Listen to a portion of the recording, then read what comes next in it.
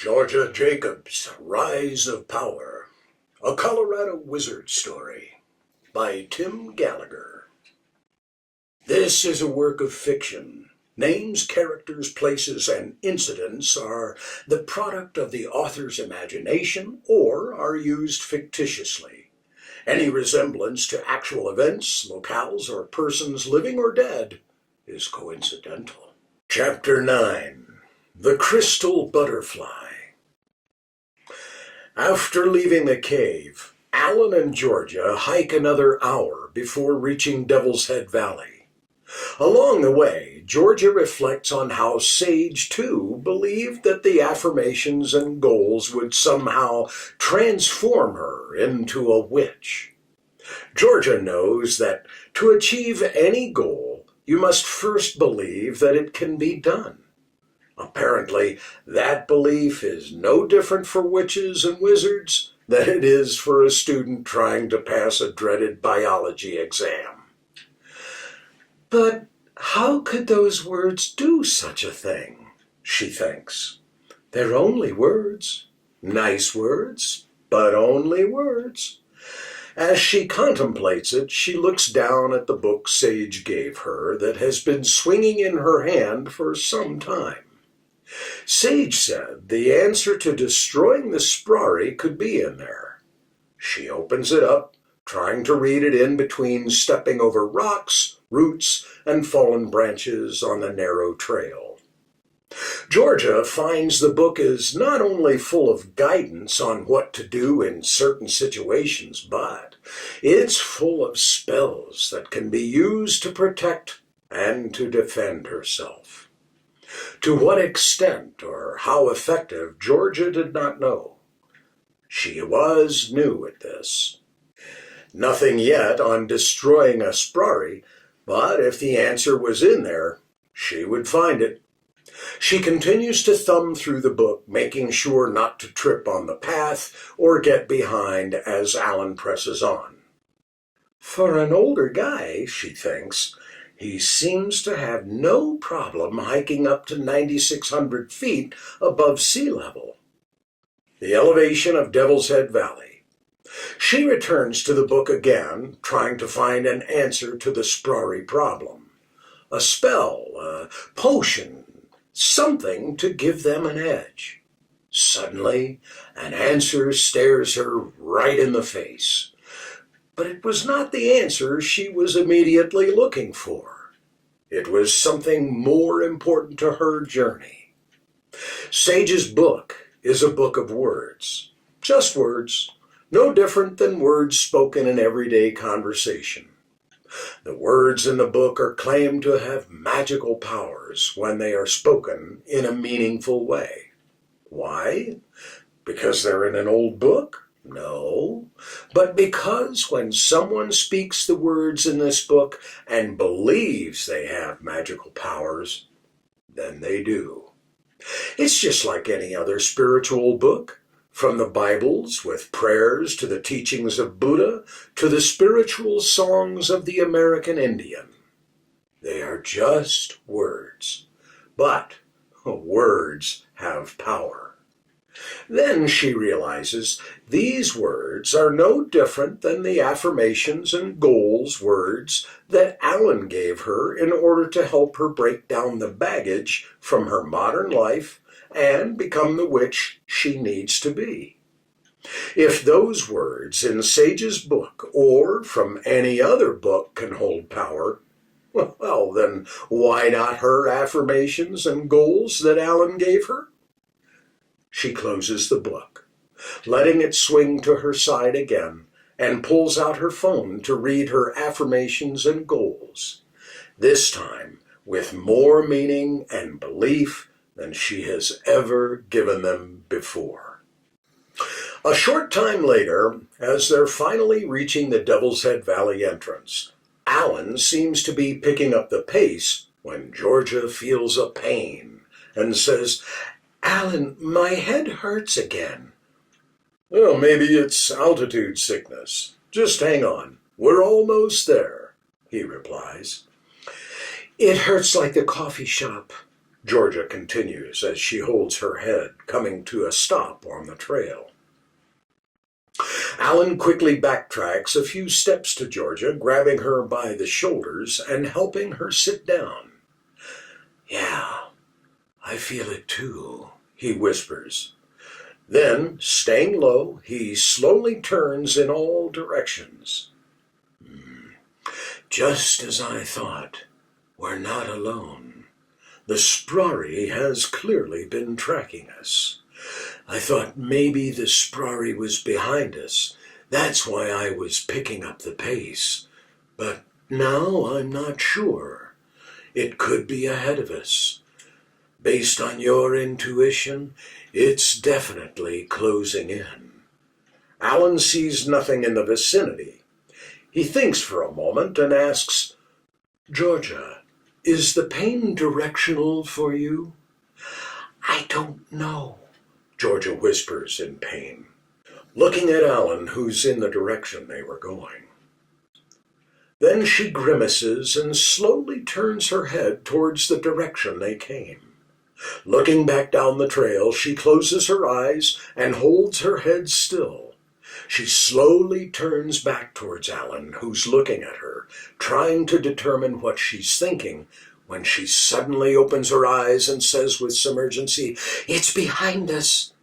Alan grabs Sage's book from Georgia and puts it into her backpack, then quickly gets up, grabs Georgia's hand, and pulls her along as they both start running towards the valley. Georgia staggers a little due to the pain and also wonders if the trail has suddenly narrowed or is in the pain distorting her vision as more branches smack their arms. Alan guides her well as they move quickly through the brush along the narrow trail. Within a few minutes, Georgia's pain starts to subside as they finally come out of the trail and into the clearing, where across from them is a corridor of rock. "Between the rocks is the entrance," Alan exclaims. As they quickly cross the clearing, something catches Alan's eye, and he suddenly stops. "Keep going down the middle of the corridor," he says, as he turns back and goes across the clearing in a different direction. "Alan, come back here," Georgia exclaims, stopping to see what Alan is doing. "Keep going," he calls out over his shoulder as he continues to the edge of the brush. Georgia reluctantly continues into the rock corridor. Alan checks one bush, then another, then finally steps into the brush a little to rub a few leaves from a bush. He then smells his hands. Convinced he has what he wants, he rips off a larger branch from a small green bush. He runs back across the clearing to the corridor and meets up with Georgia and gives her the branch. "Here, eat these leaves. It's sage. It should ease the headache," he tells her. "Can't you make me disappear like last time so it doesn't bother me?" she innocently asks. "I need you functional," Alan replies. Georgia starts eating the leaves apprehensively at first, then smiles because they actually are sage leaves. Alan moves to the center of the corridor, finding a smaller set of rocks nestled in with some bushes. He clears the bushes back a little and brushes off the top of a rock that is oddly quite flat. As he brushes, the rock becomes clearer, and the image of a butterfly appears embedded in the rock a few inches below the surface. There it is, the entrance to the valley. Well, the lock, at least, Alan says. "That's beautiful," Georgia mumbles as she continues to eat the leaves. Alan pulls a necklace out from under his shirt that contains a ring which he removes and places on his right hand. He mimes reaching into the crystal with his hand and turning the butterfly, contemplating the actions he must take. "What's taking so long?" Georgia mumbles. "I must put my hand in the exact location." but the Sprari stole my journal, which contains a positional map of that exact location on the crystal. It's been a while since I last did this, Alan explains. You mean in this day and age you didn't make a copy of it? Take a picture of it with your phone, maybe? She asks. Alan gives her a nasty look as he tries to figure it out. I guess hindsight is 20, she mumbles with a grin, finishing up the last of the leaves. My headache is going away, but now the feeling is stronger in a different way. The Sprari appears across the clearing from the corridor. Hello, Alan. Georgia turns to see the Sprari approaching. Alan makes a last effort to push his hand through the crystal to reach the butterfly, but he doesn't find the right location. Damn it, he says in frustration. I'll take the key now, Alan, the Sprari commands. What key? Alan replies, standing in defiance. Just then, the Sprari moves quick as lightning, knocking Georgia aside as she attacks Alan. Georgia hits her head on a rock and experiences a different kind of headache. The Sprari throws punches at Alan, who blocks the initial attack with some quick karate-style moves. The Sprari tries a roundhouse kick in the narrow corridor that Alan ducks. Then the Sprari throws a few punches, and Alan blocking as he's being punched back. The Sprari finally lands one, and Alan stumbles further back. When he gets back steady on his feet, the Sprari is right there with a front kick which knocks Alan back farther. But he stays on his feet. As the Sprari continues her attack, Alan throws a few punches that are blocked, then he gets in a front kick that knocks the Sprari back across the corridor. Alan advances on the Sprari, throwing more punches with more landing on her than are blocked, pushing her back through the corridor. The narrowness of the rock corridor seems to be playing to Alan's advantage. The Sprari overextends one of her punches, which sets Alan up for another front kick that knocks her back and off her feet, landing near Georgia. Noticing the opportunity, the Sprari grabs Georgia, who is still dazed, and spins her around so the Sprari can hold her tight around the neck from behind. The Sprari flicks her other hand out to the side, and a large knife appears, which she places against Georgia's neck. Give me the key or she dies, the Sprari says. Alan pauses for a moment, out of breath, hands on his knees, and wonders what to do. He decides to take the ring off of his finger. Don't give it to her, Georgia yells out. Alan looks at Georgia for a moment, then grins slightly and says, You can have it in a few days. And he puts the ring in his mouth and starts to swallow. The Sprari throws Georgia and the knife to the side. Georgia is a little more ready this time and catches herself before hitting her head on another rock. The Sprari moves to Alan, reaching out and grabbing his neck, lifting him off the ground and up against the stone wall. Alan swallows hard, but is obviously having trouble as the Sprari squeezes harder. Spit it out, Sprari commands. With one last swallow, Alan lets out a muffled laugh as he opens his mouth to show the ring is gone. The Sprari looks at Alan in wonder, tilting her head like a dog. Then she reaches into her pocket with the free hand and pulls out a garrote. She drops Alan down to his knees, spins him around, and pulls the garrote to his neck from behind, yanking the handles hard. Alan chokes and grabs his neck, trying to get the garrote off, but it's sharp and difficult to grab. The Sprari pulls the garrote harder from side to side, and Alan can feel it going into his flesh.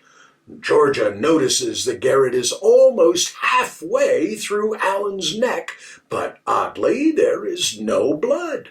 Any further, and Alan's head might just fall off. "Don't kill him," she yells. With a snap of her hands thrusting the garrote forward, the Sprari pulls the garrote out of Alan's neck and holds it up high as Alan collapses to the ground, holding his neck. His head is still attached. The Sprari admires her handiwork, for in the middle of the garrote swings the ring.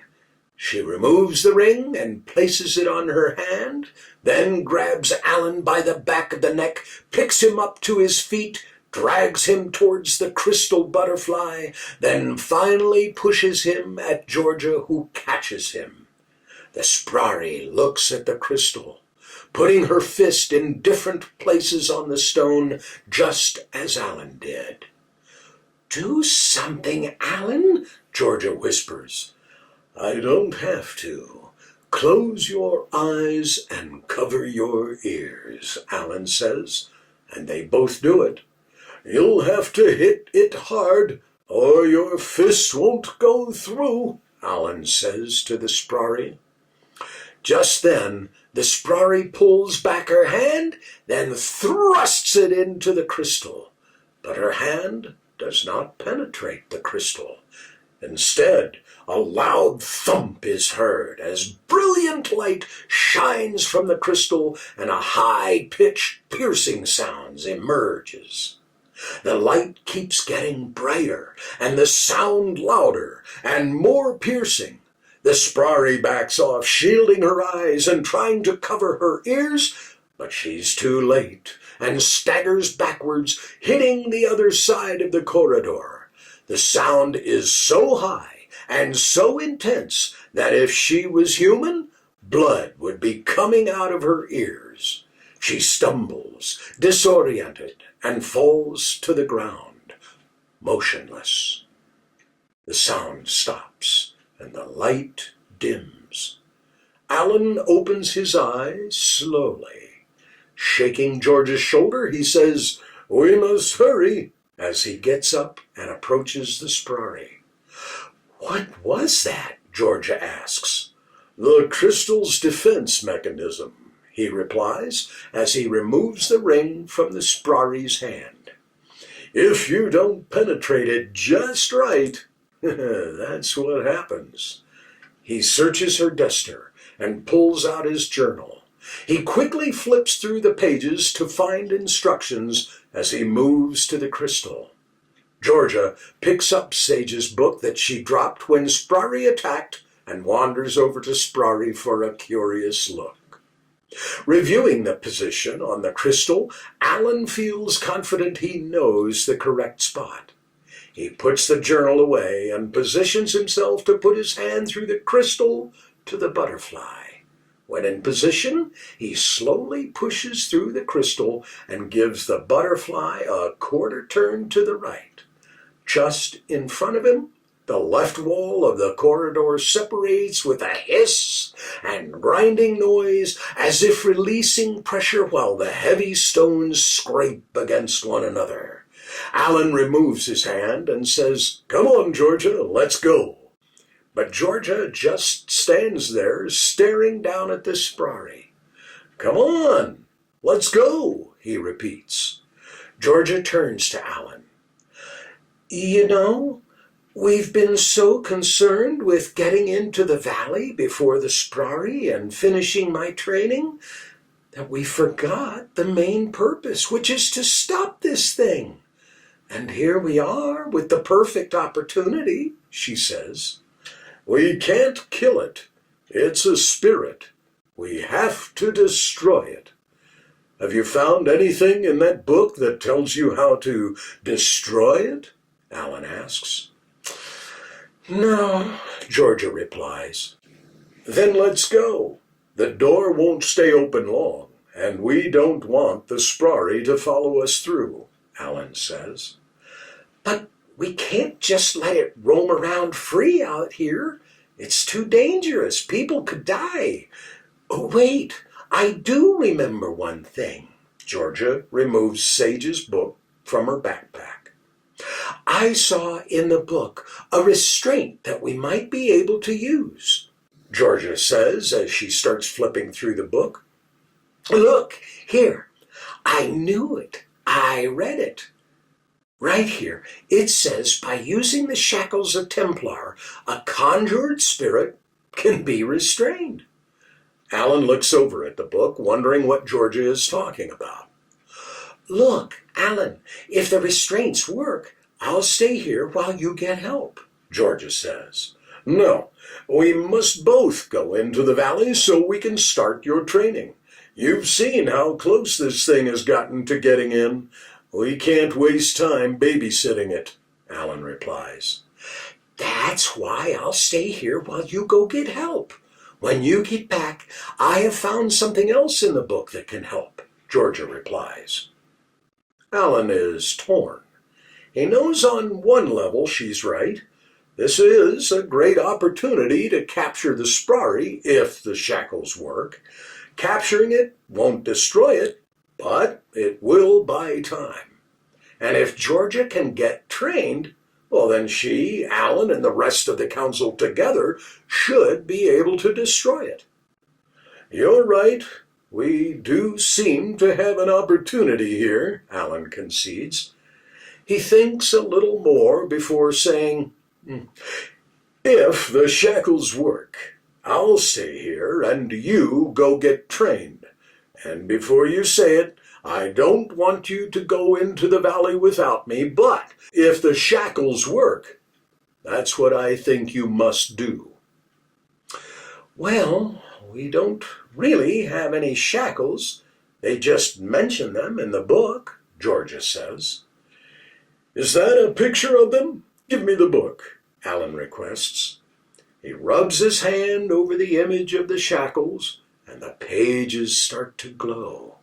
Then he seems to grab something and pulls the shackles out of the book, handing the book back to Georgia. Alan places the shackles on the Sprari's wrists behind her back. They glow briefly as they make a clicking noise and lock tight. Alan tries to remove them, but cannot. Now, facing Georgia, Alan assures her, Don't worry. When you enter through there, someone will come shortly to meet you. Oh, here, take the ring. Just in case it overpowers me, it still won't get in. He places the ring in Georgia's hand and closes her hand around the ring. You'll do fine. I know you'll be back soon and ready to go.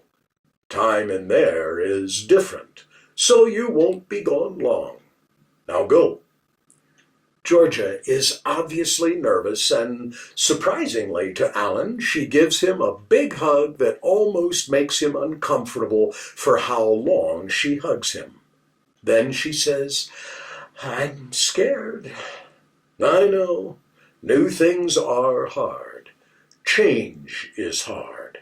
But I have all the confidence in the world in you. Now go, Alan says softly as he releases her embrace. Oh, and take my backpack. Give Decker's staff to the High Council and let them know Sage wanted it destroyed. I promise you, you will succeed. Georgia grabs Alan's backpack. I'll do my best, she says as she heads between the two large stones that opened earlier. I know you will, Alan says, as Georgia disappears and the large stones grind closed behind her. Alan looks down at the Sprari and then picks her up and carries her back through the corridor to a secluded area where he lays her down. He knows he should take her back down to the lower council, but he's too tired at this point to carry her all that way.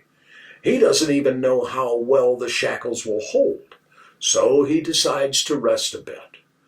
There will be time for the hike back down later. End of Chapter 9. I'm Paul Neal Rohr. Join us next time for another chapter of Georgia Jacobs' Rise of Power.